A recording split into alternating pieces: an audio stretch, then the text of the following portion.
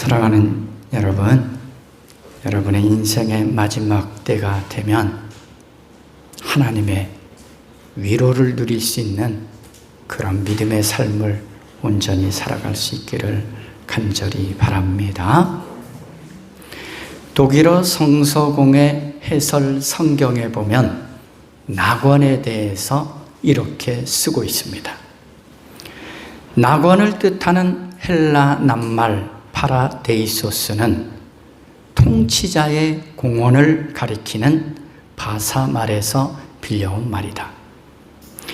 그리스 번역본에서 이 낱말은 에덴을 뜻한다.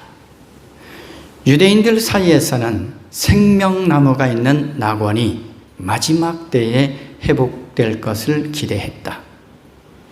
이와는 달리 현재에는 낙원이 숨겨져 있되 셋째 하늘에 있다고 생각했다.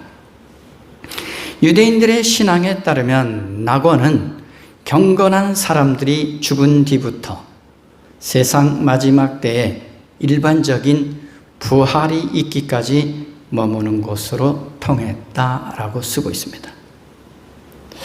사랑하는 교회 여러분, 우리는 단순히 죽어서 낙원에 머무는 삶이 아닌 오늘도 주님이 임금으로 다스리시는 그 다스리심에 순종하는 하나님 나라의 삶을 지금 여기에서부터 누리며 살아가시기를 바랍니다. 왜냐하면 지금 주님의 다스리심에 순종하는 삶이 되지 않고서는 결코 하나님의 낙원도 누릴 수 없다라는 것을 깨달아야 합니다. 지금 믿음으로 살지 않고서는 낙원도 누릴 수 없다라는 거죠. 성경에는 낙원이라는 단어가 3군데 나옵니다. 오늘 본문에서는 낙원을 아브라함의 품이라고 말씀하고 있습니다. 낙원은 헬라어로 파라데이소스라고 합니다. 우리가 아는 영어로는 파라다이스라는 단어가 여기서 나온 거죠. 먼저 이 낙원이라는 단어가 예수님께서 십자가에 못 박히실 때 예수님과 함께 달려있는 죄수가 이런 말을 합니다. 예수님, 주님이 주님의 나라에 들어가실 때에 나를 기억해 주십시오. 이때 예수님께서 하신 말씀이 이와 같습니다. 예수께서 그에게 말씀하셨다. 내가 진정으로 내게 말한다. 너는 오늘 나와 함께 낙원에 있을 것이다. 어떤 사람이 낙원에 주님과 함께 이르게 되죠? 예수님을 누구로 고백하는 자요? 주님으로 고백하는 자. 주님으로 고백했다라는 것은 예수님이 메시아이심을, 구원자이심을 믿었다라는 거죠. 그런 고백이 있을 때 이 낙원의 삶도 누리게 되는 거죠. 다음으로 바울 사도가 주님께서 보여주신 환상들과 계시들을 들은 신비한 체험을 하면서 경험했던 것을 말하는 중에 낙원이라는 말이 나옵니다. 바울 사도가 이렇게 말하면서 낙원이라는 표현을 쓰죠. 이 사람이 낙원에 이끌려 올라가서 말로 표현할 수도 없고 사람이 말해서도 안 되는 말씀을 들었습니다 라고 고린도 후서 12장에 나오는 말씀 가운데 낙원이라는 표현이 나옵니다. 그리고 마지막으로 요한계시록 2장 7절에 보면 낙원에 대한 말씀이 나옵니다. 사도 요한이 7 교회에 보낸 서신 중에서 에베소 교회에 보내는 말씀 가운데 나옵니다. 귀가 있는 사람은 성령이 교회들에 하시는 말씀을 들어라. 이기는 사람에게는 내가 하나님의 낙원에 있는 생명나무의 열매를 주어서 먹게 하겠다. 계시록에서 주시는 이 교회들에게 주시는 말씀이 있죠. 왜냐하면 박해가 있었잖아요. 로마 황제들의 수많은 이 박해 속에서도 어떻게 해요? 이기는 자, 믿음을 끝까지 지킨 자들에게는 하나님의 낙원에 있는, 즉 생명나무의 열매를 줘먹는 그런 삶을 누리게 될 수 있다는 거죠. 그러니까 이 낙원이라는 것은 믿음과 아주 밀접한 연관이 있다는 것을 알 수 있죠. 그런데 예수님께서 우리에게 낙원에 대해서, 즉 아브라함의 품에 대해서 말씀하실 때 어떤 의미로 이 말씀을 주셨는지를 알아야 합니다. 낙원은 우리가 이 땅에서의 삶이 뭐가 있다라는 거죠? 종말이 있다라는 거죠. 개개인에게 다 종말이 있잖아요. 세상의 종말도 있지만 우리 개개인의 종말은 죽음입니다. 개개인에게는 죽음이라는 것이 있다라는 거죠. 그리고 이 낙원을 말씀하시는 이유는 이 땅에서의 삶이 어떠했는지에 따라 우리가 주님과 함께하는 낙원의 삶도 누릴 수 있다는 거죠. 비록 그 예수님 옆에 있던 강도가 마지막 순간이었지만 예수님을 주님으로 고백하며 살아왔느냐, 그 삶에 주님과 함께 누리는 낙원도 있다는 거죠. 그러므로 이 낙원은 우리 인생이 이 땅에서의 삶으로 끝나지 않는다는 것을 잘 보여주는 것이기도 하죠. 왜냐하면 이 땅의 사람들이 왜 그렇게 자유분방하게 하고 싶은 대로 살까요? 이 땅의 삶이 끝이라고 생각하기 때문에 내 마음대로 내 뜻대로 살아가는 거예요. 낙원을 바라보지 못하고 미래를 바라보지 못하는 거죠. 그런데 대부분의 신앙인들도 잘못 알고 있는 것이 있습니다. 그것은 이와 같은 이 낙원의 삶을 죽어서야만 누리는 삶이라고 생각하고 있다라는 거죠. 예수님은 우리가 하나님 나라의 삶을 이 죽어서만 누리라고 말씀하지 않으셨어요. 예수님께서 이 땅 가운데 임하시면서 이 땅에 하나님 나라를 임하게 하셨잖아요. 그럼 그 지금 살아있는 동안도 이 낙원의 삶, 즉 하나님 나라의 삶을 누릴 수 있다는 것을 가르쳐 주셨습니다. 그래서 이 낙원이라는 것은 장소적인 개념이 참 강한 거예요. 우리가 죽어서 가는 나라라는 개념이 강하죠. 그런데 이 낙원을 포함해서 포괄적으로 보여주는 말씀이 바로 하나님 나라입니다. 하나님 나라.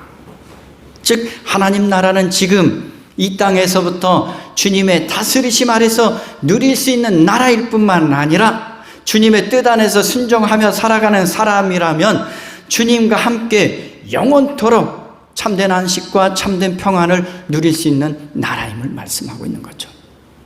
이 땅에서도 누릴 수 있는 나라. 그리고 우리가 이 땅에서 종말을 구할 때 영원토록 주님과 함께 누릴 수 있는 나라. 그 나라가 하나님 나라죠. 오늘 본문에 우리 인생이 살아가는 동안 이 땅에서 어떻게 하나님 나라의 삶을 살아야 하고 하나님 나라를 추구하며 살아야 하는지를 잘 보여주는 말씀입니다. 예수님을 나의 주님으로 고백하는 사람들은 이 땅에서도 어떻게 살아야 하는지를 가르쳐 주는 거죠. 즉 하나님 나라의 가치가 뭔지를 오늘 가르쳐 주는 말씀입니다. 이 땅에서의 바른 믿음과 바른 가치관과 바른 삶이 얼마나 중요한지를 가르쳐 주시는 말씀입니다. 오늘 먼저 한 부자의 모습을 이렇게 표현하고 있습니다. 어떤 부자가 있었는데 그는 자색 옷과 고운 베옷을 입고 날마다 즐겁고 호화롭게 살았다. 이 자색으로 염색한 모직은 비싸서 일반적으로 왕궁에서 입는 옷입니다. 그리고 대부분의 부유한 사람들, 귀족들만 입을 수 있는 옷이기도 했습니다. 그런데 이 부자는 이처럼 왕처럼 값비싼 옷을 입고 있었습니다.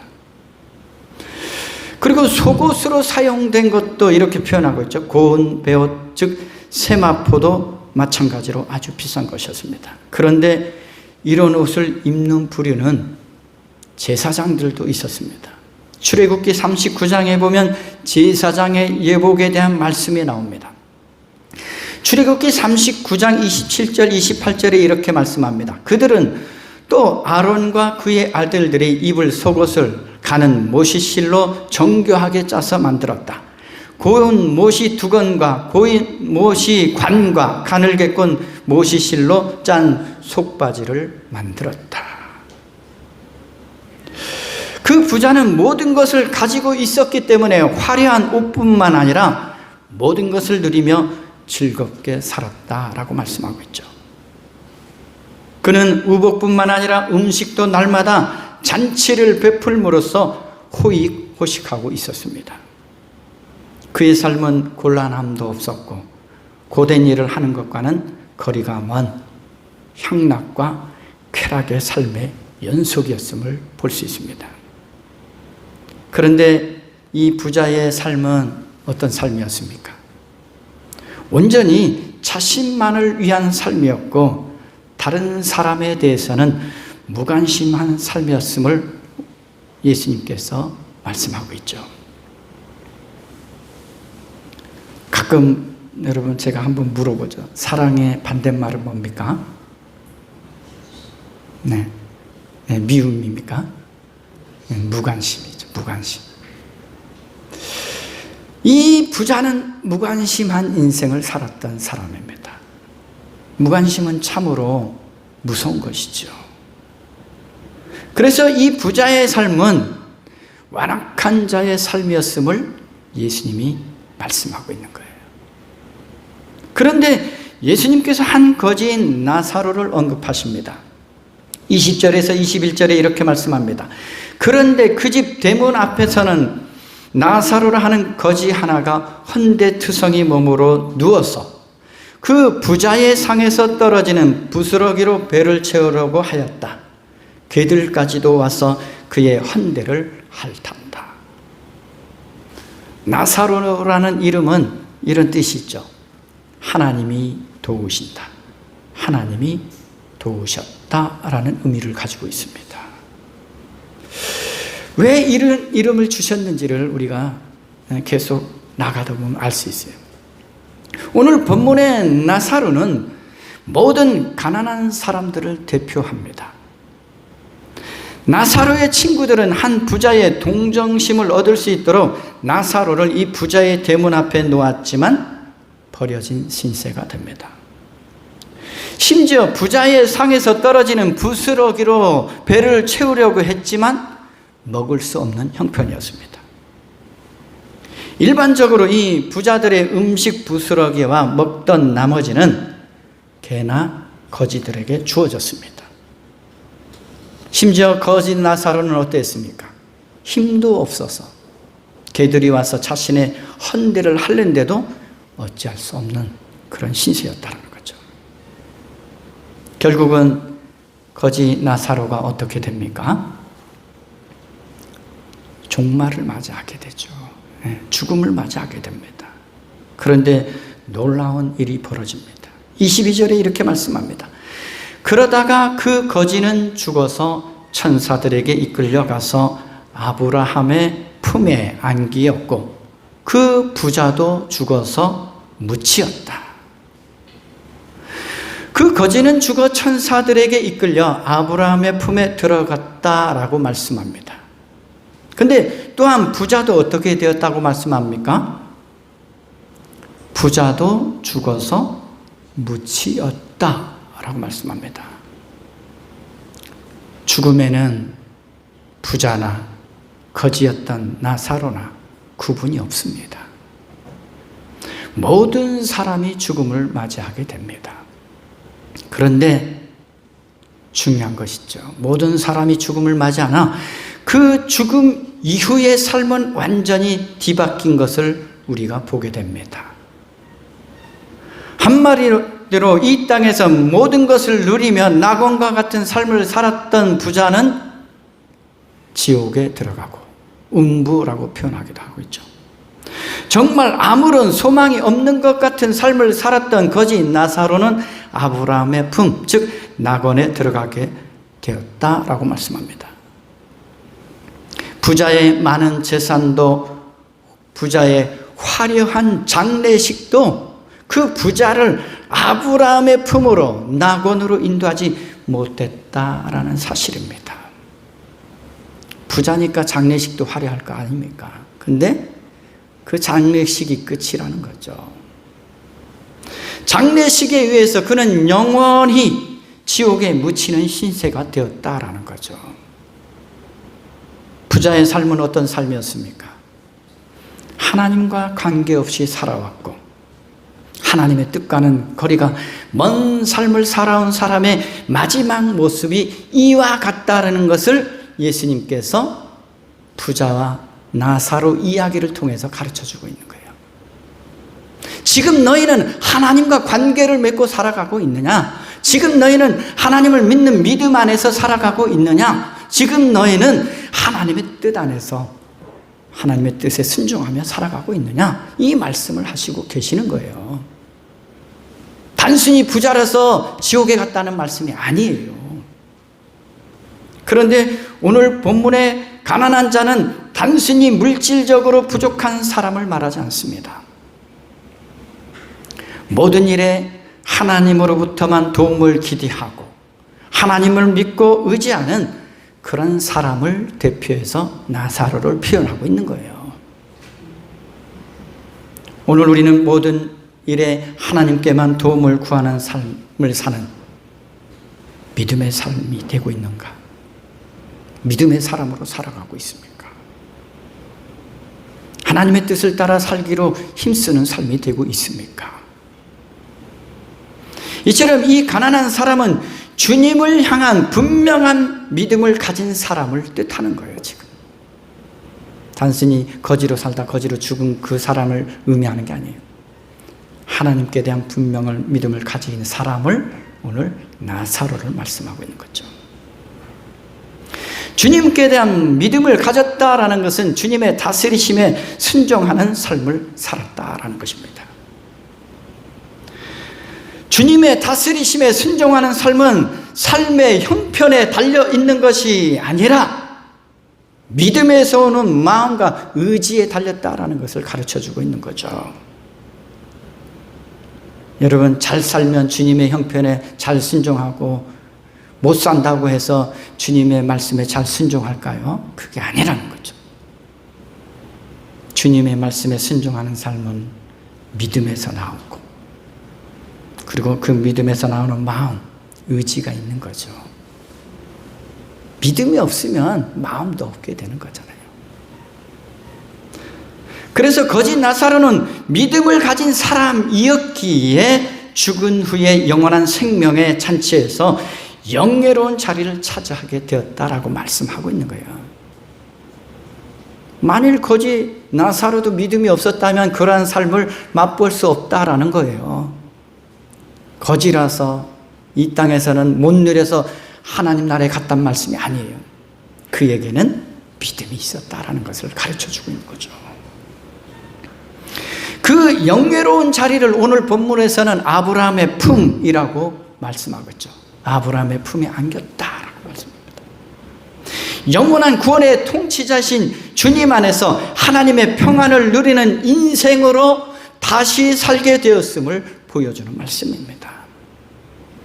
여러분, 우리도 정말 주님 안에서 다시 새로운 인생을 바라보며 나가지 않습니까?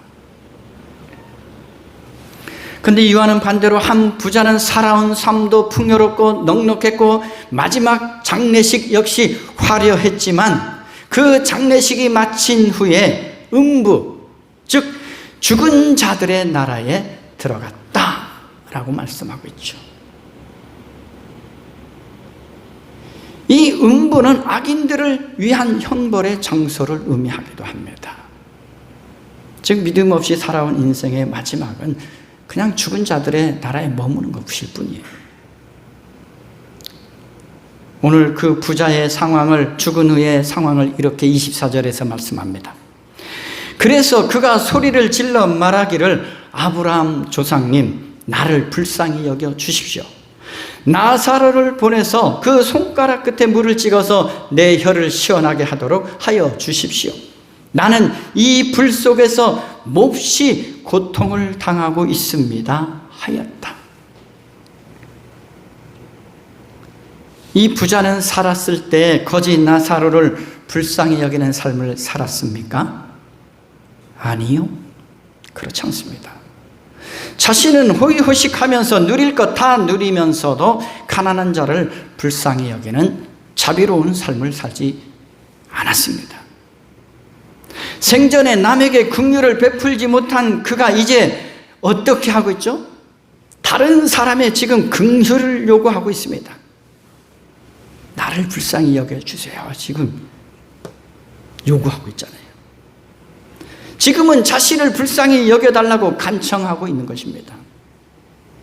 예수님께서 하나님 나라의 삶인 마태복음의 산상수훈에서도 이렇게 가르치셨습니다.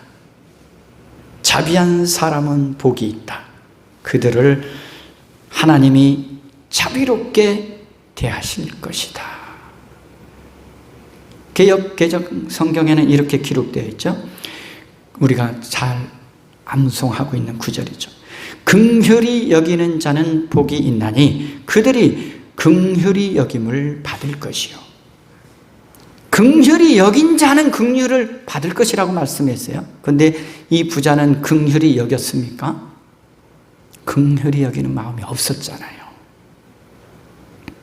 이와 같이 우리는 일상의 삶이 하나님 나라의 가치인 이 자비를 베푸는 하나님 나라의 삶을 살아가야 한다고 오늘 말씀하고 있는 거예요. 이 땅에서 너희들 어떻게 살아가냐? 하나님 나라의 가치를 추구하며 살라는 거예요. 너무나 우리는 이 세상의 가치들만 추구하잖아요. 여러분 미래를 어떻게 준비합니까? 뭘 잘 투자해서 뭘 잘 저축해서 이게 미래를 위한 투자입니까? 그 부자가 어떻게 되었는지를 생각해야지요. 그리고 이 음부와 아브라함의 품, 즉 낙원 사이에는 무엇이 있다고 말씀합니까? 26절에 이렇게 말씀합니다. 큰 구렁텅이가 놓여 있다라고 말씀합니다. 그래서 서로가 건너가고 건너올 수 없다라고 말씀합니다. 과연 우리는 이 땅에서 주님이 완성하실 하나님 나라를 바라보며 이 땅에서부터 하나님 나라의 가치인 즉 자비를 베푸는 삶을 살아가고 있는지 돌아봐야 합니다. 즉 하나님의 뜻을 따라 살아가는지 돌아봐야 하는 것이죠. 모세의 율법과 예언서에는 매우 분명하게 가난한 자들에 대한 부자의 의무에 관해서 나옵니다. 만일 그 부자가 그 의무를 이행하지 않게 되면 이와 같이 음부에 들어가게 되는 운명이 되는 것입니다. 하나님의 말씀에 귀를 기울이지 않은 그들은 부활의 소식도 알지 못하고 부활하신 주님의 회개의 말씀마저도 거부합니다.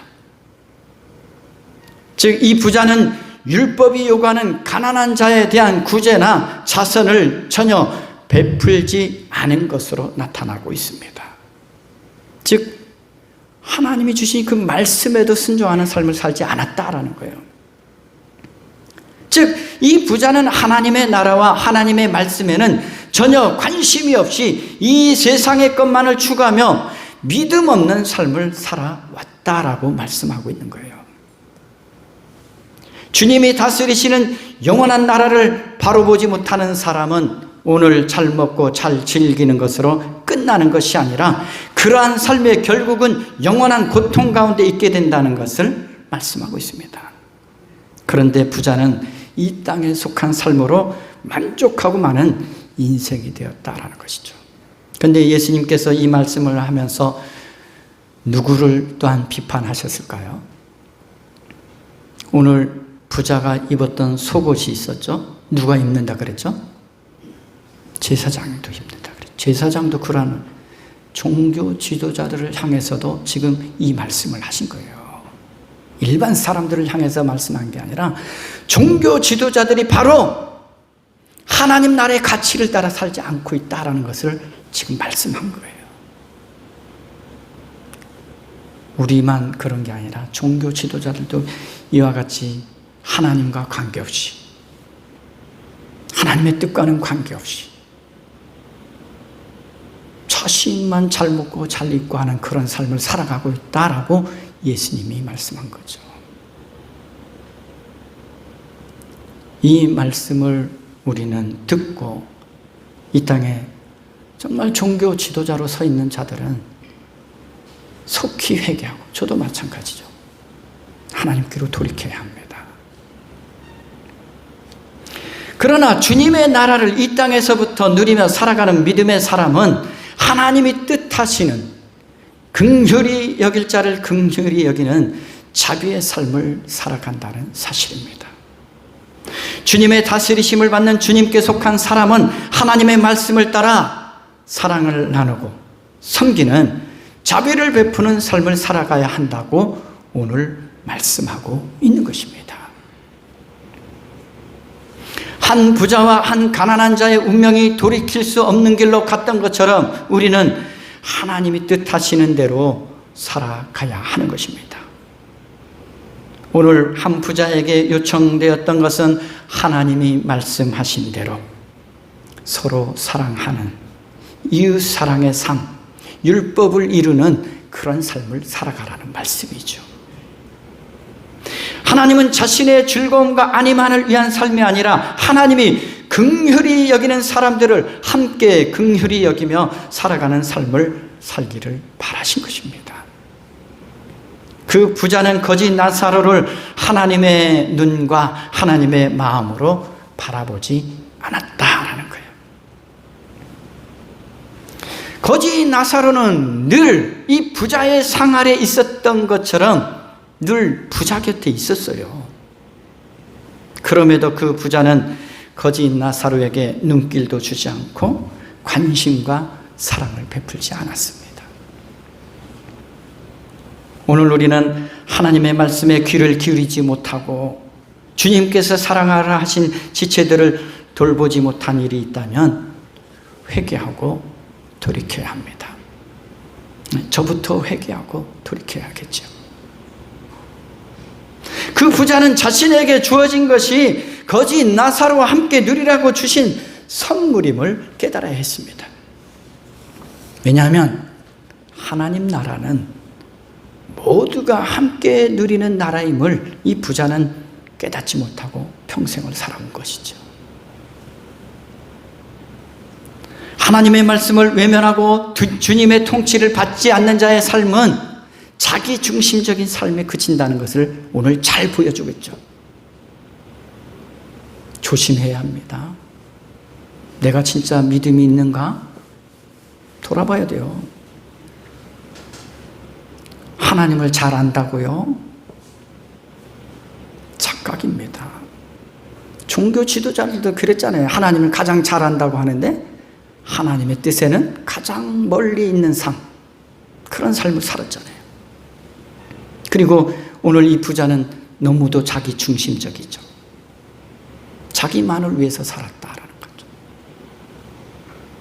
우리는 자기 중심적인 삶이 아니라 하나님 중심으로 세상을 바라보고 하나님의 눈으로 세상을 바라보고 하나님이 뜻하시는 대로 의를 행하고 거룩함과 사랑을 추구하는 삶이 되어야 합니다.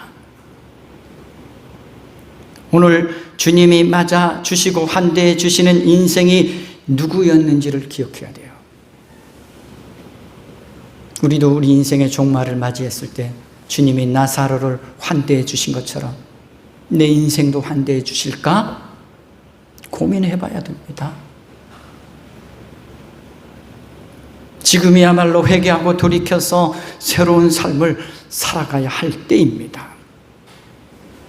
주님과 관계도 없이 살아가다가 주님의 뜻대로 살아가지도 않다가 낙원을 누릴 수 있을 것 같습니까?